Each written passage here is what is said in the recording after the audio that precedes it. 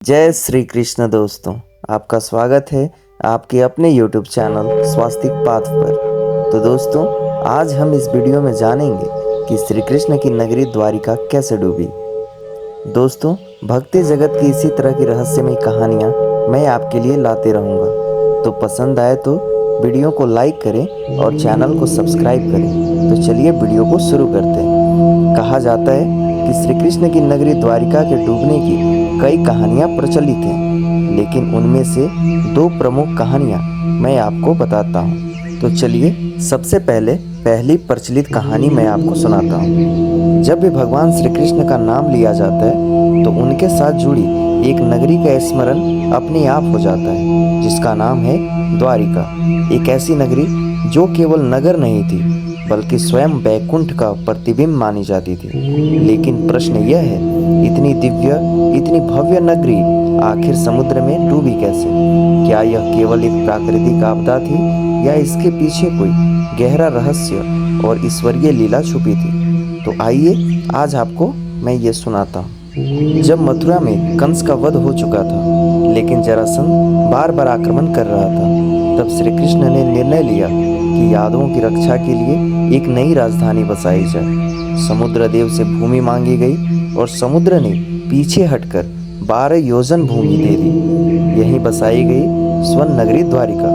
कहा जाता है द्वारिका में सोने के महल थे, चांदी के स्तंभ थे, रत्नों से जड़े द्वार थे और ऐसी सड़कें थी जिन पर खुद देवता उतरते थे। यह नगरी केवल वैभव की नहीं, धर्म, नीति और प्रेम की नगरी थी।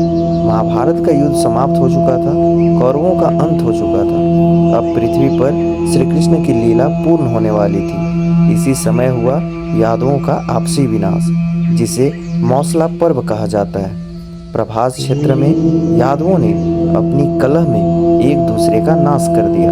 श्री कृष्ण यह सब मौन भाव से देखते रहे, क्योंकि यह भी समय की ही इच्छा थी। एक दिन वन में विश्राम करते समय एक शिकारी जरा ने श्री कृष्ण के चरणों को हिरण समझकर बाण चला दिया। यह कोई साधारण घटना नहीं थी, यह भी ईश्वरीय योजना का हिस्सा थी। श्री कृष्ण ने मुस्कुराकर जरा को क्षमा किया और अपने धाम को लौट गए। श्रीमद् भागवत पुराण में स्पष्ट कहा गया है, जिस दिन श्री कृष्ण पृथ्वी का त्याग करेंगे उसी दिन द्वारिका भी समुद्र में समा जाएगी, क्योंकि द्वारिका श्री कृष्ण की इच्छा से बनी थी और उनकी इच्छा से ही समाप्त होनी थी। श्री कृष्ण के देह त्याग के कुछ ही समय बाद समुद्र में भयंकर हलचल शुरू हुई। लहरें असामान्य रूप से ऊंची उठने लगी। धीरे धीरे समुद्र द्वारिका की ओर बढ़ने लगा। अर्जुन उस समय द्वारिका पहुंचे और श्री कृष्ण की रानियों को सुरक्षित स्थान पर ले गए। लेकिन जैसे ही अंतिम यादव ने द्वारिका छोड़ी, समुद्र ने अपनी भूमि वापस ले ली। महल, मंदिर, सभागृह सब कुछ देखते देखते समुद्र की गहराइयों में समा गया, बिना किसी शोर के, बिना किसी संघर्ष के। द्वारिका का डूबना कोई दंड नहीं था, यह लीला का समापन था। द्वारिका आज भले समुद्र में हो, पर भक्तों के हृदय में आज भी जीवित है। तो दोस्तों, कहानी का ये पहला भाग था।